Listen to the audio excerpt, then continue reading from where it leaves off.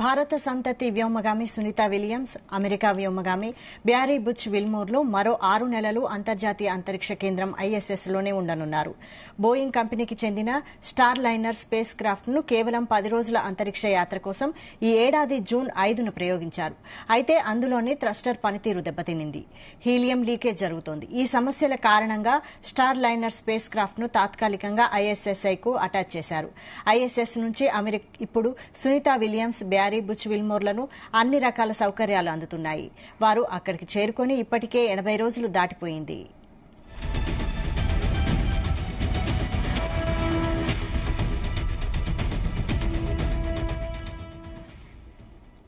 America అంతరిక్ష పరిశోధన సంస్థ నాసా నిన్న విడుదల చేసిన ప్రకటన ప్రకారం ఆ ఇద్దరు వ్యోమగాములు భూమికి తిరిగి వచ్చేది వచ్చే ఏడాది ఫిబ్రవరిలోనే అని ప్రకటించింది.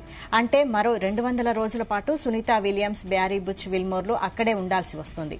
దీంతో వారిద్దరి ఆరోగ్య భద్రత, స్టార్ లైనర్ స్పేస్ క్రాఫ్ట్ పునరుద్దరణపై పలువురు నిపుణులు ఆందోళన వ్యక్తం చేస్తున్నారు.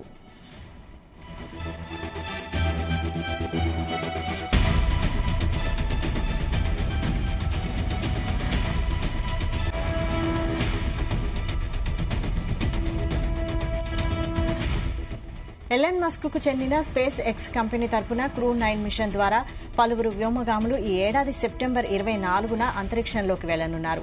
వారంతా 2025 సంవత్సరం ఫిబ్రవరి నెలలో భూమికి తిరిగి రానున్నారు. ఆ టైంలో వారితో పాటు కలిసి సునీత విలియమ్స్, బ్యారీ బుచ్ విల్మోర్లు భూమికి తిరిగి వస్తారని నాసా వెల్లడించింది.